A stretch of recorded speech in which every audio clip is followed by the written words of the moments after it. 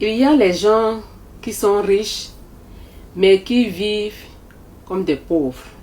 Suivez mon regard. Alors, il y a des gens qui travaillent dur, qui mouillent le maillot, franchement, qui cherchent, qui creusent, qui cognent.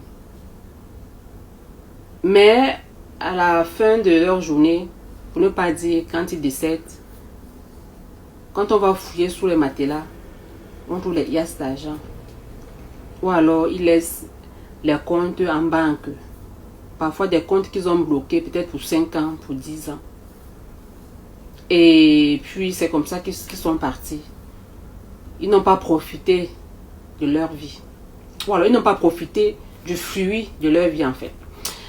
Alors ce que je viens de te dire aujourd'hui, c'est que tu connais peut-être l'histoire de Jésus.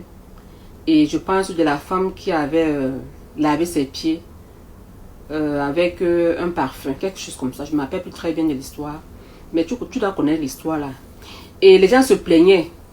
Les gens autour de Jésus disaient que mais comment la femme peut prendre un parfum si cher pour laver tes pieds alors qu'il y a les pauvres. Je sais pas, peut-être elle pouvait vendre le parfum là et donner l'argent aux pauvres, ou alors elle pouvait donner le parfum à quelqu'un. Elle vient laver tes pieds avec. Et vous vous souvenez de la réponse de Jésus. Qu'est-ce qu'il leur a dit? Il leur a dit, laissez cette femme, elle a fait ce qui est bien. Ça c'est paraphrasé. Les pauvres, vous les avez tous les jours avec vous. Mais moi, non. Qu'est-ce que ça signifie? Ça signifie tout simplement que quand tu travailles pour ta famille. Tu travailles pour tes enfants. Tu travailles pour ton père. Tu travailles pour ta mère. Pour ton époux. Pour ton épouse. Un jour, tu vas partir. Eux, ils vont rester. Ils vont rester avec les liasses d'argent qu'on a retrouvés sous ton matelas. Ils vont rester avec les comptes en banque, peut-être qu'ils étaient bloqués ou pas. Ils vont produire les certificats de décès et ils vont récupérer l'argent. Parce que peut-être ils ont des héritiers ou alors tu as mis une ou deux personnes qui peuvent se charger du compte quand tu n'es pas là. Pendant que tu travailles, pense à te réjouir également. Pense à te faire beau. Pense à travailler dans les meilleures conditions. Pense à habiter dans des meilleures maisons, dans des meilleures villas, dans des meilleurs duplex, autant que tu peux. Quand tu as des enfants, ne leur montre pas que tu es en train de leur laisser un héritage. Montre-leur qu'ils doivent travailler pour créer leur héritage pour leurs enfants en retour. Mais qu'est-ce qu'on fait généralement? Papa a la voiture, maman a les maisons, et puis les enfants sont à l'aise, ils ne foutent rien.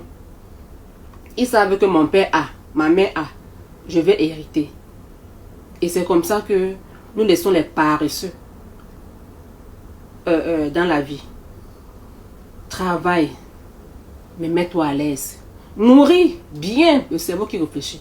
Moi, je blague avec mon cerveau pour ceux qui sont à côté de moi. Parce que quand je fais une vidéo comme ça, c'est mon cerveau qui travaille. Et je ne fais pas que cette vidéo. Il y a d'autres choses que je fais en arrière-plan. Alors, si mon cerveau n'est pas bien nourri, comment est-ce que je peux être productive? Si je ne mange pas bien, si je ne fais pas un effort d'habiter dans les conditions de vie où je peux aussi m'asseoir comme ça, me réjouir. Mais si tu passes tout le temps à travailler, tu es anxieux, tu ne penses qu'à demain. Et c'est-à-dire que tu te prives de vivre l'instant présent.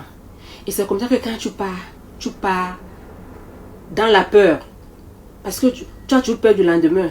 Les enfants là, si tu pars, ils vont vivre. Dieu est le père des orphelins et le mari des veuves.